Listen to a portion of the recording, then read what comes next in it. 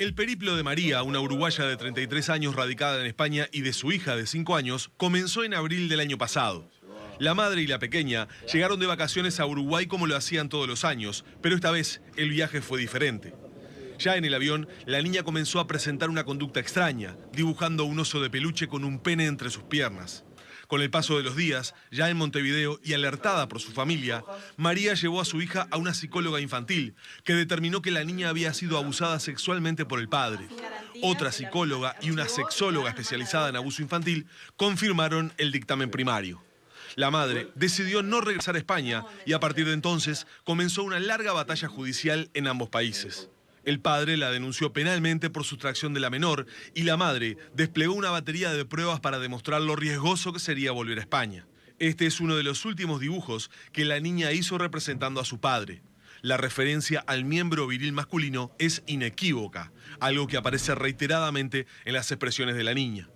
En las audiencias, la perito forense del ITF, Ananín, señala que la pequeña se encuentra angustiada por temor de perder a su madre y por las represalias que puede tomar el padre. Indica que a través del material lúdico, la niña evidencia apego a la madre y ve a la figura paterna como hostil y agresiva. Señala la pericia que tanto madre como hija han vivido situaciones de violencia y que si bien en una sola audiencia no se puede probar el abuso sexual, tampoco lo descarta. En una primera instancia, la jueza de familia de octavo turno, Rosana Posemíguez, resolvió hacer lugar a la restitución. El caso fue apelado por los abogados de la madre. El Tribunal de Apelaciones de Familia de primer turno dijo en diciembre del año pasado que para que se hiciera la restitución, previamente debían cumplirse ciertas condiciones.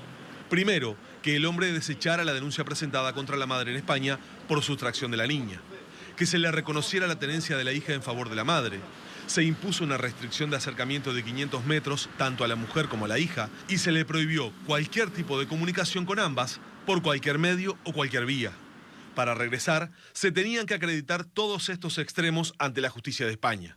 En varias oportunidades, el padre se pronunció en España contrario a acatar estas medidas, al tiempo que se incumplió sistemáticamente con la orden de evitar comunicaciones con su expareja y sus familiares y allegados, según los abogados de la mujer. Decenas de llamadas, mensajes de texto, email y WhatsApp fueron certificados ante el juzgado. En varios de esos mensajes, el hombre amenazó con venir a Uruguay a buscar a la madre y a la niña. Ante este anuncio, la Justicia Especializada de Familia entendió que existía un riesgo inminente y decidió poner custodia policial 24 horas para María y su hija. La niña va y viene del colegio en patrullero, lo mismo la madre para ir a trabajar. La policía está apostada 24 horas en la puerta de la casa. Pese a estos vaivenes, la jueza de familia comunicó en las últimas horas que ambas, 10 meses después, deben regresar a Europa y dirimir allá los asuntos legales. Los abogados de la mujer, entre otras herramientas, hicieron una consulta con la grado 5 y experta en Derecho Internacional, Cecilia Fresnedo, cuyo escrito se incorporó al expediente. La especialista sostiene que los requisitos para la restitución no fueron cumplidos dentro del plazo de 30 días previsto por la ley, ni en los meses siguientes, por lo que la orden de restitución caducó y la sede uruguaya actuante procedía correctamente archivando el caso. También indica que el fondo del asunto se debe dirimir en tribunales uruguayos y no en los españoles, porque es Uruguay el país donde la niña desde hace 1 año y medio tiene su nueva residencia. Por su parte, mañana a primera hora, el padre tendrá que comparecer ante la justicia de España, citado por la Fiscalía, para responder por la denuncia de abuso sexual contra su hija y por violencia doméstica contra su expareja. Bueno, como les decíamos, allí hay un pormenorizado informe de Danilo de todas estas peripecias. Ahora sí, darle la bienvenida a Andrea. Buen día, ¿qué tal? Buen día, ¿cómo están? Y también darle la bienvenida y el agradecimiento a María. Muchísimas gracias a ustedes. Muchas gracias. Bueno, lo primero que se me ocurre preguntar para empezar a actualizar, además de las decenas de preguntas que seguramente tenemos, es, la orden judicial es retornar con la niña en un plazo de ¿cuánto? De 15 días. 15 días. Se le pidió a la otra parte, o sea, al padre de mi hija, que él compre los pasajes y que en un plazo de 15 días diga debemos viajar. O sea que ya además se le comunicó al padre para que comprara los pasajes. Sí. ¿Y esto comenzó a regir a partir de cuándo? Del jueves pasado. del jueves pasado, es decir, sí. prácticamente se nos ha ido una semana de esos 15 Sí, días. que de hecho pensamos que ya este lunes podíamos tener alguna novedad y todavía no. Pero sí, va rápido. Bueno, esto lo he preguntado un rápido. poco, Danilo, para ver la desesperación, la urgencia, la premura. Es decir, como uno está acostumbrado a hablar de fallos judiciales que de repente se prolongan en el tiempo y dice, no, mire, tiene 3 meses, tiene 4 meses, estaba bueno establecer la urgencia de una situación que parecería inevitable, Andrea. Bueno, esperamos que no. O sea, parece inevitable, pero esperamos que no, porque realmente este fallo judicial ha rebasado todos los límites. Siempre hablamos de las dificultades del sistema de justicia, de las dificultades en los fallos, pero especialmente, yo creo que amerita que alguien intervenga en esto, la Suprema Corte de Justicia. O sea, alguien tiene que poder hacerse cargo y responsabilizarse, porque desde que se inició esto, hay tantas incongruencias en lo que ha sido la actuación del sistema de justicia uruguayo, hasta ese último detalle, ¿no? Que una jueza pretende que en 15 días una niña que hace 1 año y 5 meses que está viviendo en este país, de 5 años, convengamos, ¿no? Todo lo que hacemos los adultos para acompañar a nuestros hijos en las adaptaciones a los cambios, pues esta jueza pretende que en 15 días vaya para otro país, inicie una vida nueva. O sea, hasta ese último punto realmente es completamente inaceptable, inentendible, indignante, vulnerador de todos los derechos. Pero el fondo de este asunto, que tiene que ver con una niña uruguaya que relata haber sido abusada sexualmente por su papá, pero además una comprobación de la justicia uruguaya de que acá hubo violencia doméstica, eso es innegable, eso queda claro y queda demostrado en el expediente. No estamos hablando de la versión de la madre, que capaz que están mintiendo, manipulando, no. Los peritos lo dejan expreso en el expediente. Lo dejan expreso en el expediente y el Tribunal de Apelaciones le dice, vuelve a España con medidas de protección, porque evidentemente la violencia doméstica está comprobada. Ahora, la pregunta es, ¿por qué la justicia uruguaya no hace lugar a las excepciones que el Convenio de La Haya, digamos, autoriza? ¿Por qué no hace lugar a esas excepciones, entendiendo que esto es un grave riesgo para la niña? Eso realmente es inentendible, realmente es inentendible. Pero además la otra incongruencia, esta jueza entiende de que se puede ir a España con una medida verbal de protección y otro juez de violencia doméstica en Uruguay le pone una custodia policial las 24 horas del día. Es como una contradicción tan grande. Sí, de hecho, por si alguien tiene dudas, la funcionaria policial está aquí a unos metros, sentada, obviamente acompañándola. Quiero decir, es una de las tantas, pero tal vez de las incongruencias que más salta a la vista. Claro, y otros funcionarios judiciales están custodiando a la niña. Claro. ¿No? Exactamente. Porque, digo, Está mi caso. es Claro. para la mamá y para la niña, ¿no? Otra enorme incongruencia es que cuando se ponen las medidas de protección, se dictamina la restitución, el señor en España dice, yo no voy a acatar ninguna medida. En 2 oportunidades se lo dice a la jueza de España que archiva el caso. O sea, la jueza de España archiva el caso a principios de este año. Y ahora el señor, 9 meses después, el señor violento, acusado de abuso sexual, no es cualquier señor, se le ocurre que ahora sí, ahora se me ocurre que voy a acatarlas. Entonces, jueza, vaya y diga que me traigan a mi hija. A ver, ¿en qué país estamos, no? 1 año y 5 meses después, ¿qué queremos hacer con la vida de esta niña? Sí, además, Pareciera que le queremos... ¿por qué se le hace lugar a ese pedido? Digo, ¿cuántas oportunidades tiene una persona para responder, no? Si le dieron un plazo de 30 días, esos 30 días se vencieron. Si en 2 audiencias dijo que no iba a acatarlas, pasan 10 meses, dice ahora que sí, ¿por qué se le da lugar? O sea, podés rehacer tu vida, estar 2 años en Uruguay, pero de repente una persona dice, no, ahora sí quiero que vuelvan y te tenés que ir. Más cuando hay un plazo de 30. Me llama la atención que, o sea, él en muchas oportunidades amenazó en venir. Sí. ¿Te llamó la atención que nunca haya venido? Y es obvio que no vino, porque vino y para mí va derecho. Lo detenían si venía. Sí, claro. Tiene una denuncia por desacato, la denuncia penal, se sometería a pericias que se le solicitó acá, que se le hicieran allá y él se negó. O sea, iba de cajón. O sea, él no... Igual, el riesgo siempre está. Yo creo que cuando a él se le dijo de que estaba todo resuelto, que se había archivado el caso y de que estábamos acá, yo ahí decía, sí, no va a venir por esto, pero por otro lado, no lo tenía tan claro. No lo tenías tan claro. No. Pero acabas de decir algo que me parece muy importante. Decís, se negó a realizarse pericias. Sí. ¿Qué tipo de pericias? ¿Fueron ordenadas desde aquí? Sí, las abogadas de aquí solicitaron que se hiciera pericia psicológica y psiquiátrica y él se negó.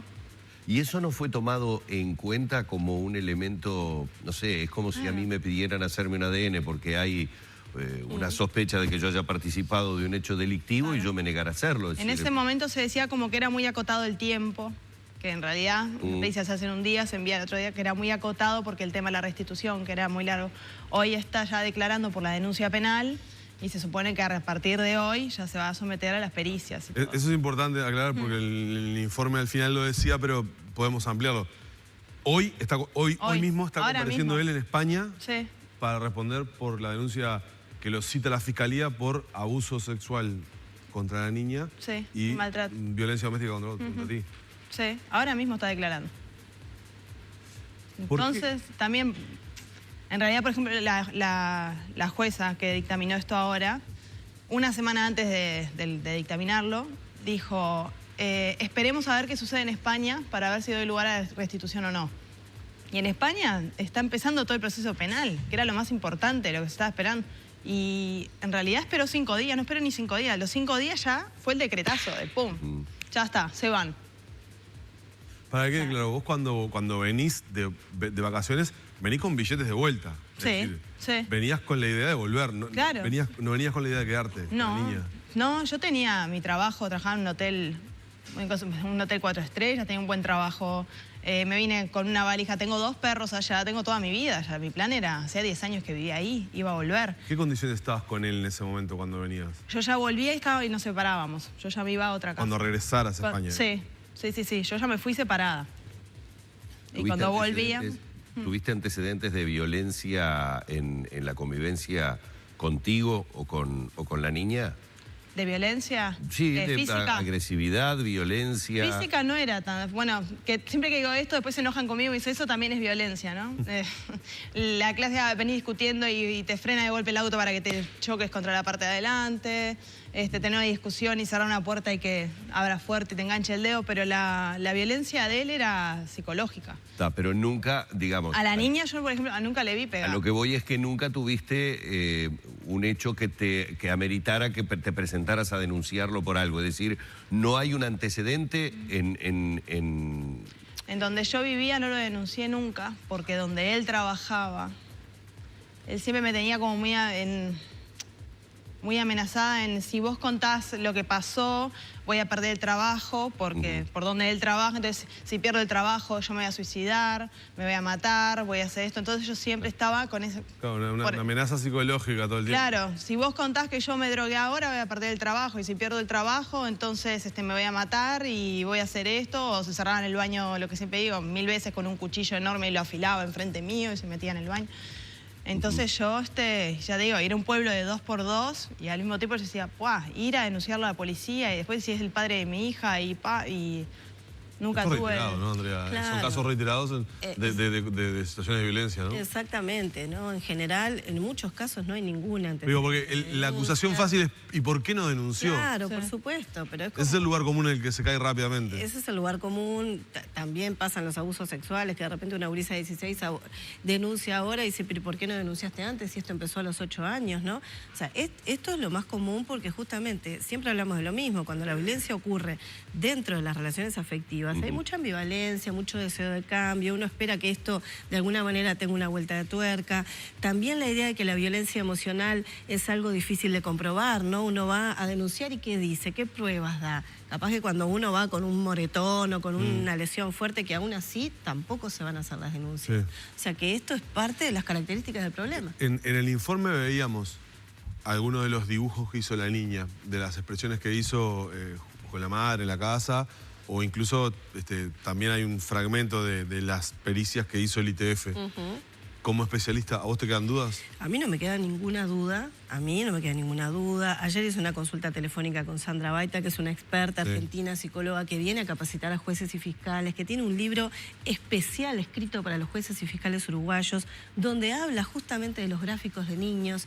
Ella me decía donde hay investigaciones que muestran que un niño o una niña que dibuja los genitales con estas características, eso no es común. Eso en realidad está refiriendo que hay una situación por debajo que hay que investigar. Y una niña de 5 años o de 4 años en este caso, cuando se desarrollaron las audiencias, ¿puede ser manipulada por la madre o quedaría en evidencia claramente? Bueno, ese es otro de los grandes mitos, ¿no? Que se puede manipular.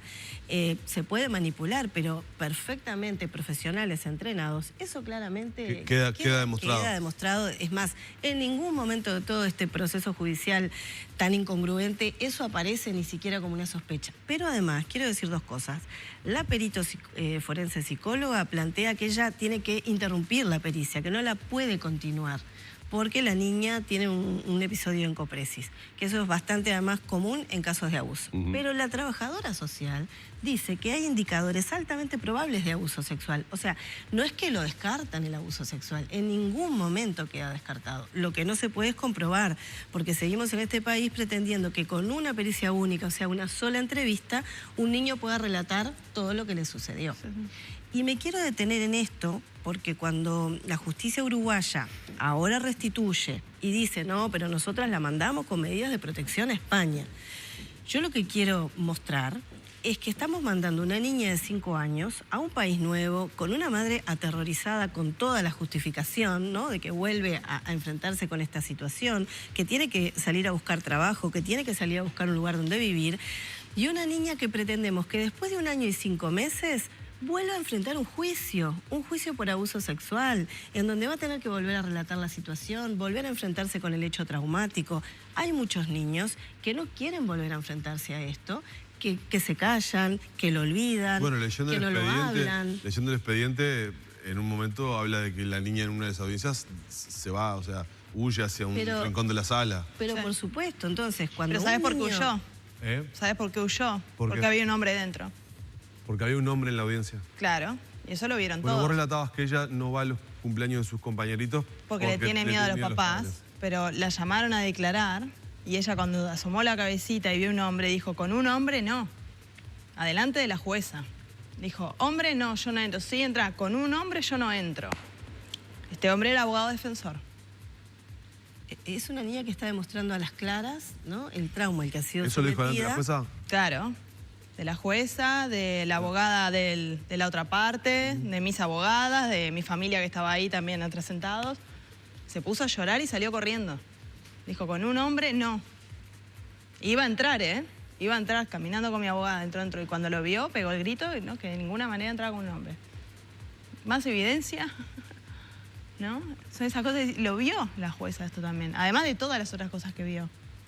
Además, los niños hablan cuando están protegidos, seguros y en confianza. Allá en España están solas, no hay redes familiares, no hay contención, están en el aislamiento más fuerte. Imagínate en esa situación, esta niña pequeña teniendo que volver a hablar de todo. Además, también la propia apelación tiene también cierta incongruencia, porque hacen lugar a la restitución con estas medidas, pero hacen ir a la niña o viajar a la niña cuando no va a tener contacto ninguno con el padre porque los está pidiendo, o sea...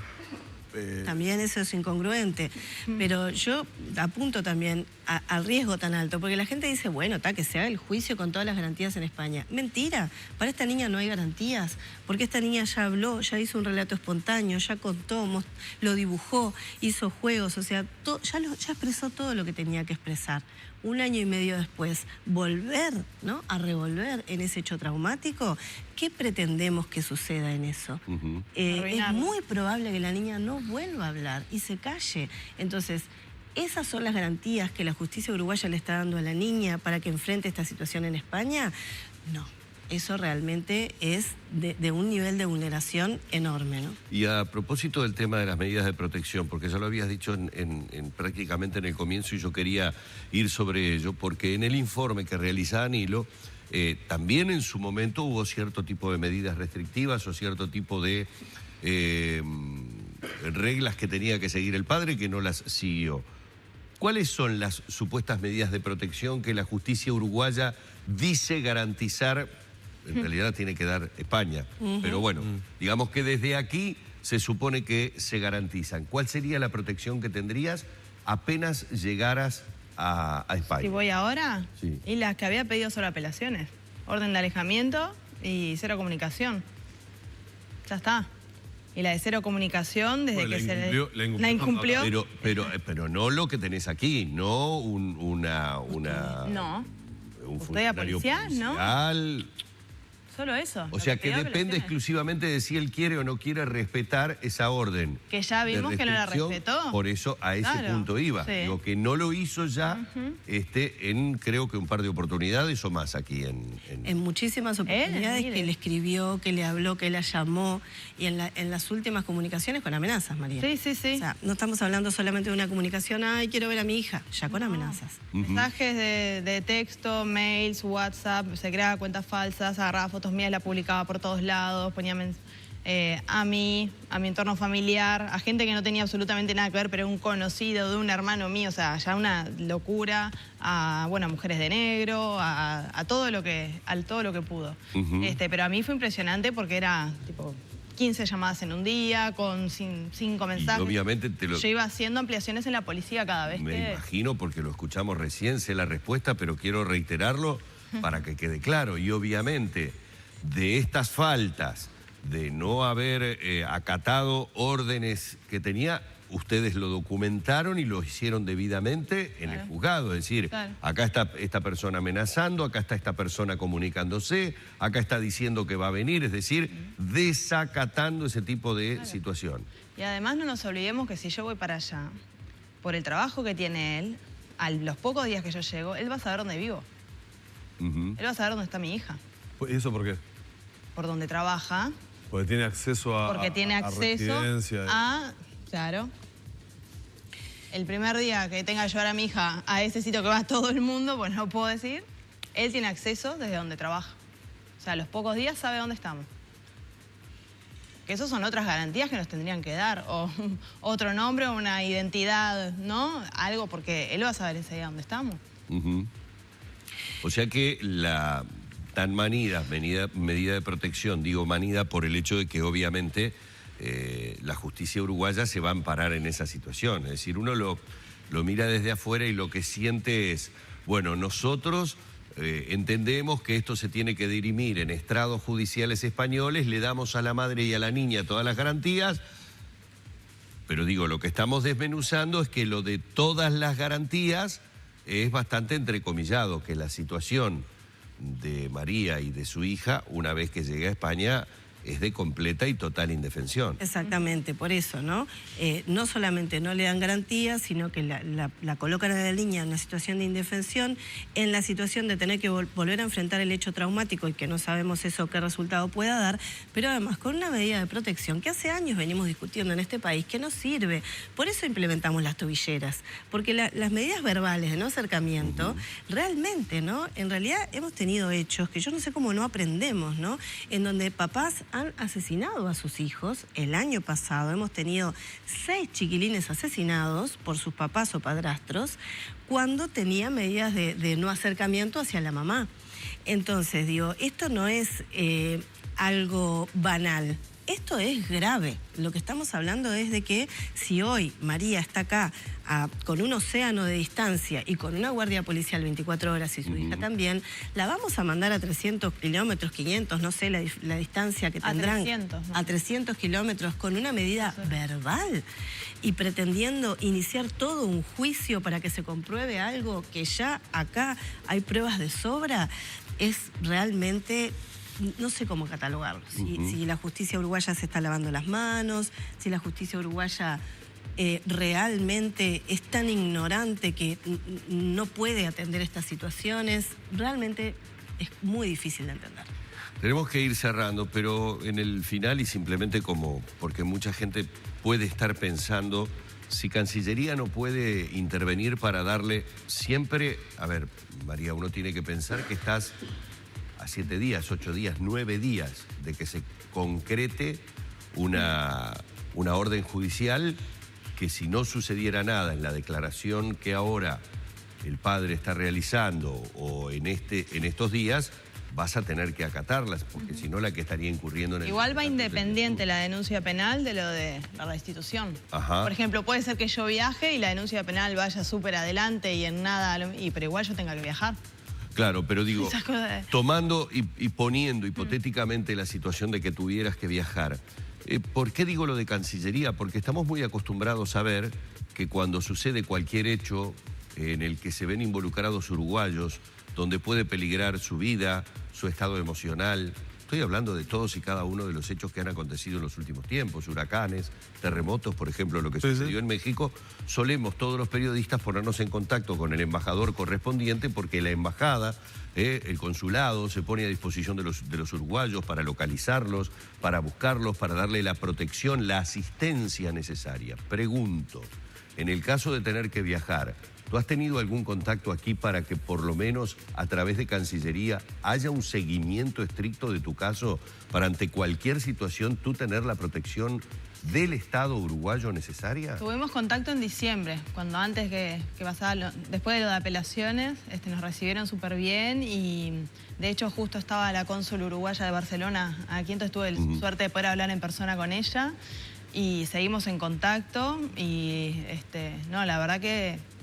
Bueno, que hasta que no supieran qué resolución que iba a pasar, no iban a empezar ya a mover, pero se pusieron a disposición de manera de por lo menos cerrar esta nota con, si se llegara a dar y que dentro de una semana la noticia que estuviéramos dando es que estás teniendo que viajar con tu niña, por lo menos saber que hay un seguimiento más allá de las cuestiones protocolares o burocráticas de que alguien se encargue o no se encargue. Obviamente que nuestro deseo es que en el correr de estos días... bueno, la opción de que el juicio, que la verdad surja y que lo puedas hacer, obviamente en Uruguay parecería ser sin ningún tipo de dudas, por sentido común, el lugar más seguro en este momento para ti y fundamentalmente para mi hija, ¿no? También. Esta es una niña uruguaya, es una madre uruguaya. Están planteando una situación de alta gravedad, el país no les puede soltar la mano. Eso es lo que estamos diciendo. Andrea, muchísimas gracias. María, muchísimas gracias por la valentía de haber venido a dar tu testimonio. Obviamente reiteramos, si usted tomó la nota por la mitad, estamos preservando la identidad de María. Está en una situación más que compleja, amenazada. Era lógico que mantuviéramos este diálogo de esta manera. Ojalá en algún tiempo lo podamos hacer de otra manera. Normalmente. Muchísimas gracias. Gracias. Cerramos por aquí la entrevista y, bueno, nos vamos a ir inmediatamente a la pausa.